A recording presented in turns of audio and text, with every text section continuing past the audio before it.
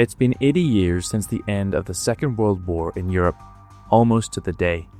We've had 80 years of memoirs, books, films and television shows about the war, and one weapon pops up again and again and again.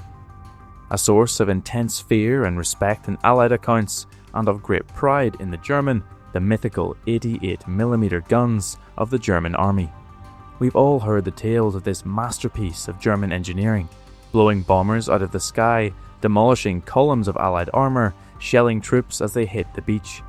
In this video, we'll discuss the design and the development of the 88, how it came to be, how it changed during the war, how it was adapted to arm the most fearsome armoured vehicle ever designed, and, critically, why it simply wasn't that special. This is the 8.8cm Flugabwehrkanone, the mighty 88. The 88mm guns we are familiar with can date their lineage back to World War I, with the 8.8cm Flugabwehrkanone, Flak 16. This was developed, as the name suggests, in 1916, and was an early attempt to develop a capable anti-aircraft artillery piece. The Flak 16 only really shared the role and caliber of the later guns. It was the Flak 18 that was the first of the true 88s. Of course, the Flak 18 had started development in 1918, except it hadn't. Development of the Flak 18 had started 10 years later, in 1928. This naming convention was an attempt to mask the fact that those dastardly Germans were defying the terms of the Treaty of Versailles, working secretly through Bofors in Sweden. This new anti-aircraft cannon was very impressive. It used a single-piece barrel, bored to an internal diameter of 8.8cm, 88mm, with a length of 56 calibers. This meant it was 56 times longer than its caliber, so 56 times 88mm, just under 5 meters. Anyway, the Flak 18 was designed to shoot down enemy aircraft. This meant you wanted high muzzle velocity. It means the shell can go farther/higher, and it means that it's significantly more accurate and easier to aim. The 88 could lob a 9.2 kg, 20 pound, shell at a muzzle velocity of 840 meters a second to a height of just under 10 kilometers. I wonder if that muzzle velocity will come in useful in other roles. Who knows? The gun was semi-automatic, meaning it fired, recoiled, discarded the empty case, set itself back to firing position, and opened the breech. All you really had to do was keep throwing shells into it, and it would fire up to 20 rounds a minute with a capable crew. It was a pretty big weapon, mounted on a cruciform gun carriage, allowing it to elevate up to 85 degrees and depress down to -3. Wheeled dollies could be attached to either end of the mount, meaning the 8-ton gun could be hauled behind an SDKFZ-7 half-track at pretty respectable speeds. And that is sort of it. There's no magic at play here. No secret, no engineering trick, no innovative problem solving. The Flak 18 was a pretty regular piece of anti-aircraft artillery, but no one else seemed to have realised that this type of gun was a good idea, at least not in 1928. See, the Allies all had equivalent weapons to the 88.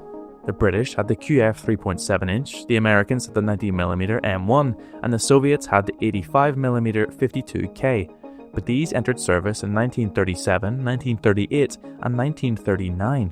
The Flak 18 started to arrive in large numbers in 1933, giving the Germans an immense head start in experience, doctrine, deployment and production numbers. The 88mm Flaks, unlike many of the Germans' later projects, was made for mass production. It was relatively simple, used readily available materials, and had reasonably sized components. By the end of the war, the Germans had cranked out nearly 20,000 88mm guns, but we're getting ahead of ourselves. By 1936, the Flak 18 was available in large enough numbers to be given to the Condor Legion, the German troops fighting in the Spanish Civil War. The nationalists, supported by German aviators, quickly achieved air superiority. This meant no real need for anti-aircraft guns. But the nationalists were struggling with enemy armour, so they turned to the nearest, most capable and highest caliber guns they had.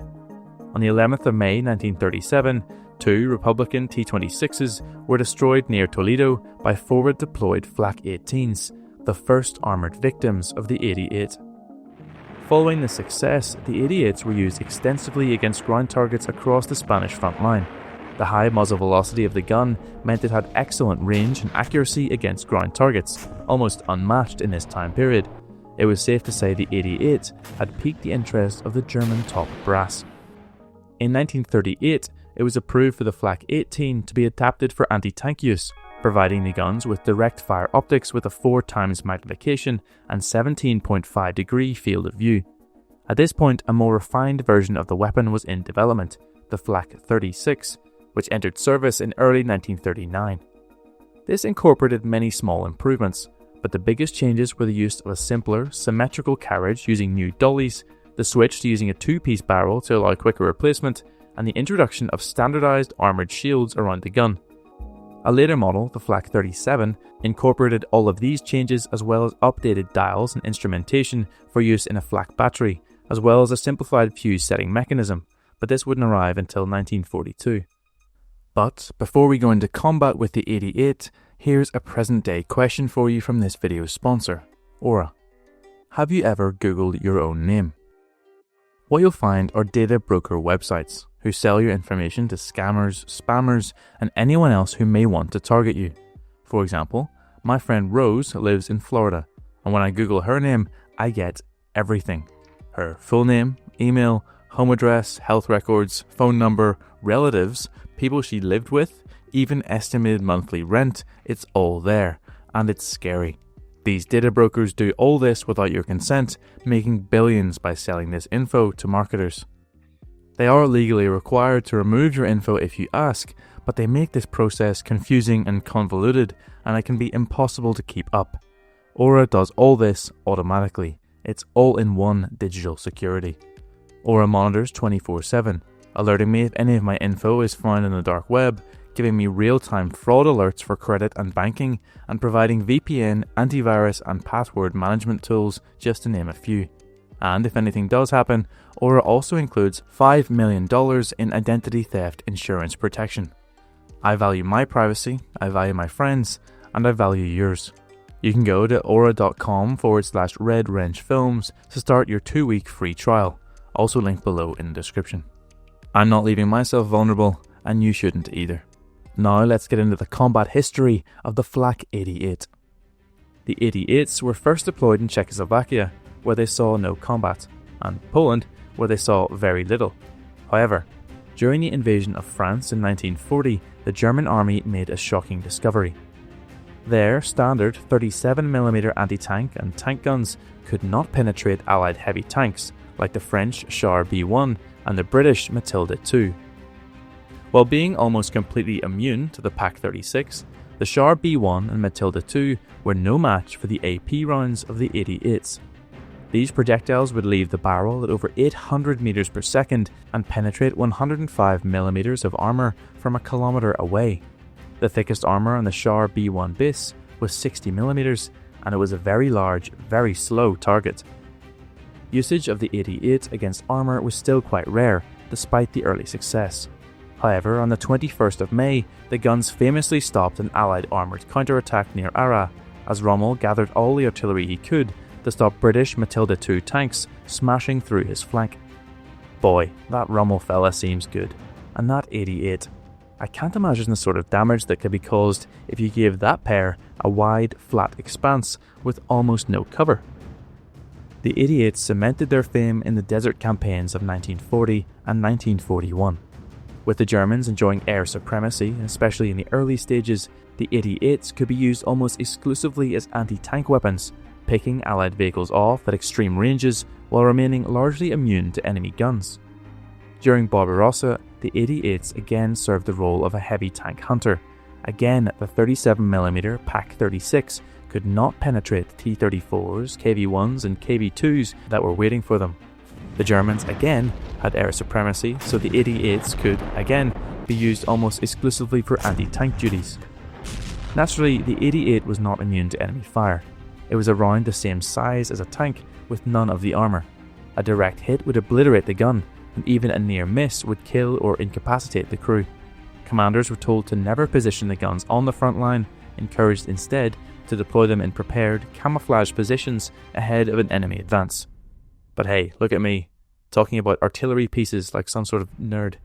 Let's discuss the big, boxy elephant in the room. Well, the Tiger in the room. Yes, of course, the infamous Tiger tank mounted the infamous 88 in the form of the 8.8cm KWK-36. Following Operation Barbarossa in June 1941, the decision was made to arm the new breakthrough tank with an 88mm gun, beating out Rheinmetall's 75mm L70 and its regular-sized turret. But the 88 was a big gun. This required a big turret, large enough that they needed to widen the turret ring considerably and so heavy that they needed to abandon the electrically driven turret traverse and replace them with hydraulics. The gun needed redesigned as well. The turret was big, but it wasn't big enough to simply put the Flak 36 inside. The KWK-36 was essentially an exercise in scaling up the breech and mounting designs of the 50mm and 75mm guns currently in service for the 88, and using a vertical falling wedge design instead of the horizontal breech of the artillery piece. The KWK-36 produced massive recoil, but the size of the recoil springs that could fit inside the turret was limited, so the gun got a muzzle brake. This reduced the portion of the recoil directed back into the turret by directing some of it sideways, allowing for more accurate follow-up shots and smaller recoil springs. The Tiger was one of the first tanks to mount a muzzle brake, and many of the first images of Tiger were censored so as to not reveal the secret device. The projectiles and cartridges were the same as used for the Flak guns, but they weren't interchangeable. The tank gun used an electric charge to ignite the propellant, whereas the artillery pieces used a percussion cap. Throughout the war, the Tiger would fire 4 main rounds: the APC-BC, APCR, Heat, and HE. The first 3 all offered different penetration characteristics at varying ranges, with different after-armour effects. The APCR, with its enhanced muzzle velocity, offered the most armour penetration, but what this actually translated to is increased range. Firing against Shermans, Cromwells and T-34s, the APC-BC would be more than enough, with the round's explosive filler causing much more damage once it did penetrate and leading to a much higher likelihood of a one-hit kill. The cutting-edge optics supplied with the KWK-36, paired with the high muzzle velocity of the gun, made the Tiger an extremely accurate platform. The 88 would not be so fearsome if it kept missing after all. I'll not say much more about the Tiger, nor will I discuss the PaK-43 or KWK-43 that was mounted on the Elephant, Nashorn and Tiger II. Maybe that's the topic of a future video, maybe not. I make no promises, not after breaking all the other ones. But, in conclusion, the 88 itself is nothing special. There's no Nazi space magic involved. It has such notoriety for 3 main reasons. 1. They made it early, 4 years before the first real equivalent guns. This gave them more time to develop and mature the design, it allowed the guns and crews to see actual combat, and it gave the Germans an opportunity to see that using it as an anti-tank platform might be a good idea. 2. It could be mass-produced. It was designed in peacetime and needed to be simple and economical. This meant that there were a lot of them. When the Germans had air supremacy in the early war, they were available, and even when the Allied strategic bombing campaign started, there were enough guns around to satisfy the growing air defense needs and stay relevant on the front lines. 20,000 is a big number. And then 3, Germany was fighting a defensive war. People love to talk about German kill ratios and seem to ignore the fact that they were on the defensive the entire time. Yes, the Allies had equivalent guns, thousands of them. We don't hear about them as typically you don't really use anti-tank guns when you are advancing. The Germans could deploy 88s essentially wherever they wanted, and they could be pretty certain some poor Sherman was going to blunder into its sights soon enough. So yes, of course the 88 was a great weapon, but it has its reputation because of the context around it.